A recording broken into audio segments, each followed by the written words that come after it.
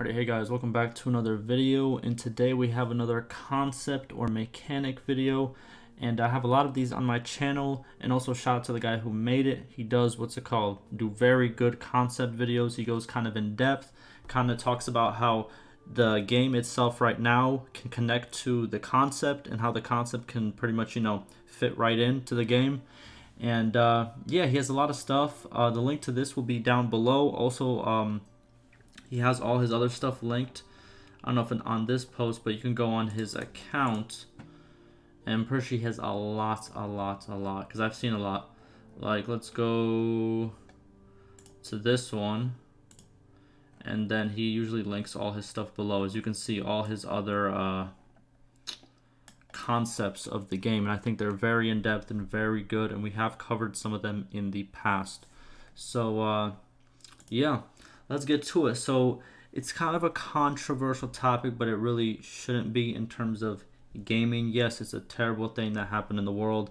It is actually happening in some parts of the world right now, which is crazy to think, but it's a very controversial topic. I understand that if we're talking about real world aspects of it, but I think in the game, a game is supposed to kind of transport you away from the real world, if that kind of makes sense, right? But yeah, so this is a mechanic that, some might find controversial, but it's a proposed slavery mechanic. A couple of games have done this in the past, and at the same time, I don't think anybody batted an eye and been like, oh, they're promoting this, or they're, you know what I mean? I think it's just a game concept at the end of the day, and I think look at it with like an open mind, if that kind of makes sense, right? So Fallout 3 was one of them that had it in their game. Also, one of the Assassin's Creeds, the Black Flag, the one with pirates, they had it as well. And a lot of other games that in the past have had it. And I don't think it was a bad feature. I think like it adds more depth to a game and things of that nature, right? So let's talk about it.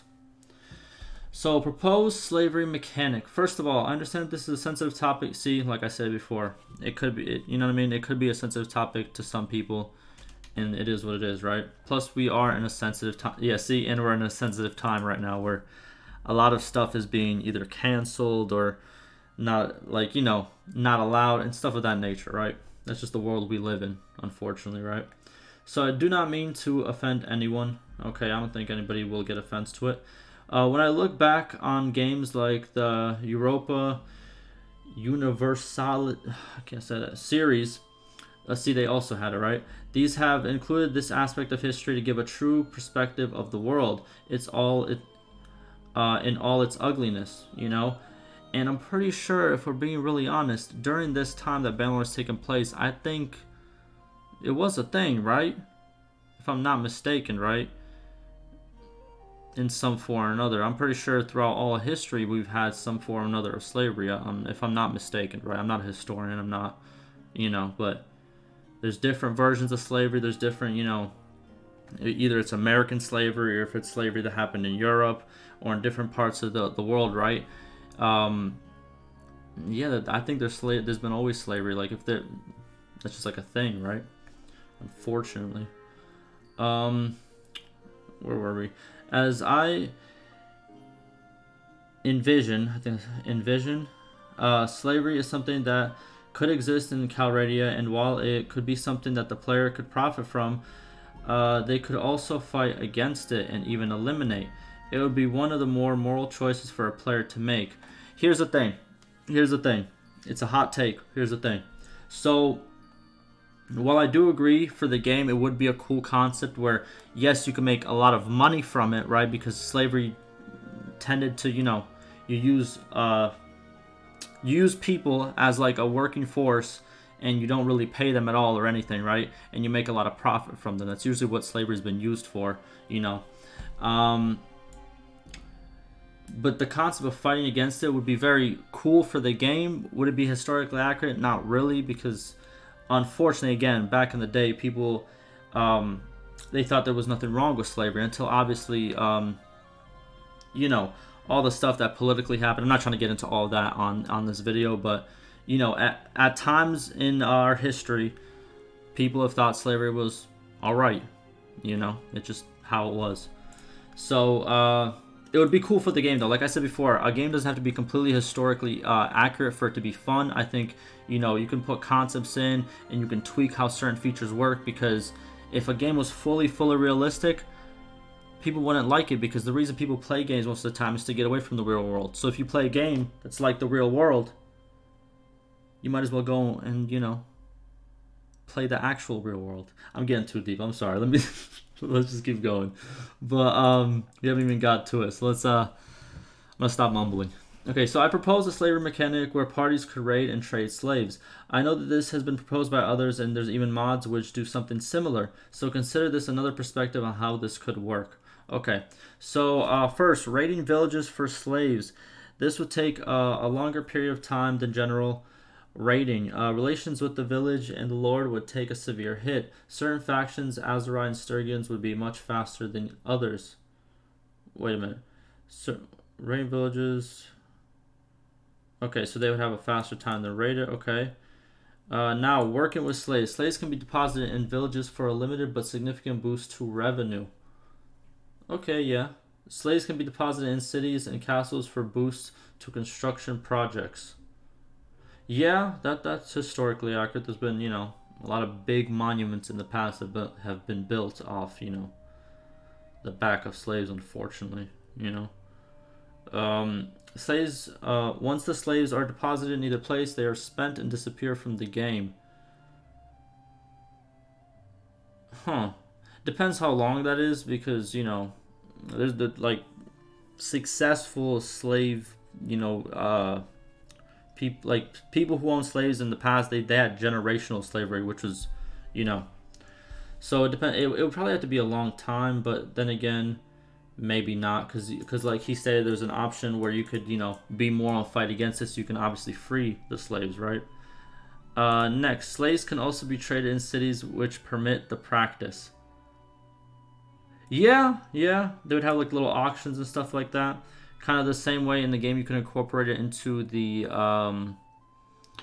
tavern, where pretty much how you can get a mercenary group, or you can get like 8 mercenary swordsmen for this much. You can do the same thing with kind of like the slavery aspect. You can get this much for the price.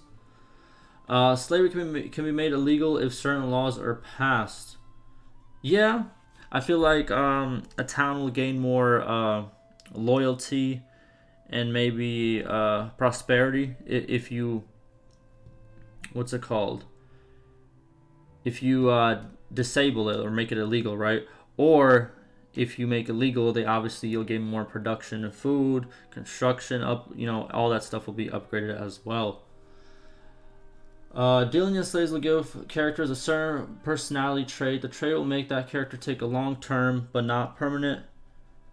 Wait a minute. Dealing in slaves will give characters a certain personality trait. This trait will make the character take a long-term but not permanent relationship hit with the nobles of kingdoms where slavery is illegal. Yes, if people don't disagree, then yeah, you should have a different trait. And I think the traits need a whole rework, to be honest with you, too. The trait system, I don't know, it's kind of random. It's kind of weird in my opinion. I haven't seen a really good explanation of how it works exactly. I still don't really understand it. I don't know if it works either way, but yeah, that would be cool too. Depositing slaves in towns and castles and villages while granting a temporary boost also angers the populace that may increase the chance of rebellion. I previously outlined my proposals for a rebellion here. Okay, so rebellion, because I guess they're taking jobs that other people could have done for money or things of that nature, right? And yeah, I can see that. Also, if you have a large amount of slaves in a particular settlement, right, and the garrison's very low, that can also prop a rebellion, because obviously they will overthrow what's it called? The place that they are in. You could also have a slavery unit tree focusing on light cavalry. Each slavery unit could also grant kind of like a manhunter, but kind of like for that reason. Yeah, that makes sense. Also grant increased space to prison capacity. However, should a player enter a city/village where slavery is illegal with these units in the party, he will take relationship hit with the population. I don't know if I agree with that, because I feel like that could you can forget and you could just walk into a town and boom, they hate you all of a sudden. Maybe that they aren't allowed into, but then again, it doesn't matter if they're allowed into the town or not. Ooh, what you could do is have like a pop up with like, let's say the governor there or the artisan, the main guy pretty much in charge, and be like, hey, if you want to enter our establishment and do business with us, you need to kick those guys out of your party. So if you're willing to do that, then you can enter those establishments. If not, and you say, well, I'm going in anyways, then you should take the relationship hit. I think it should be a choice. Because I feel like if you just do it right when you come in, there might be a lot of, by accident relationship hits. So that's pretty much his thoughts. To be honest, I don't think he wanted to go too deep because he stated this was a sensitive topic, and I do agree it is a sensitive topic. But then again, I think games who have implemented this before, it's not like they were saying woohoo, go this, go like they were never trying to make it popular to put this in games or anything like that. It's just one of the game features that is available, if that kind of makes sense. But what else do I want to say in terms of stuff that you can do? So I do agree that they could be dropped into towns. One thing I would like to also see if there was a way to capture warriors, right? And then give it like a percent chance or like a speech check, kind of like, hey, either we enslave you or we kill you, whatever, right? And then it's like a percent chance depending on maybe on your roguery skill or something like that, where he will be like, okay, don't hurt me, I'll work under you or something like that, right? Or he has a lot of honor and he'll be like, just kill me because I'll never work for you. You can do that. I feel like that should also be an option, So like if you get somebody as a prisoner, then you can transform them into a slave with a speech check based on your roguery skill. I think that would also be very cool, and it'll also give you a different kind of playthrough. Like I said, the game is very good when it has different varieties to play a game, and you can play that variety from the beginning to end. Like Bannerlord, even though it's a bare bones game right now, you can there's a lot of ways to play it. You could be a vassal, right? You can be a mercenary the whole time and get a lot of gold, whatever, for fighting.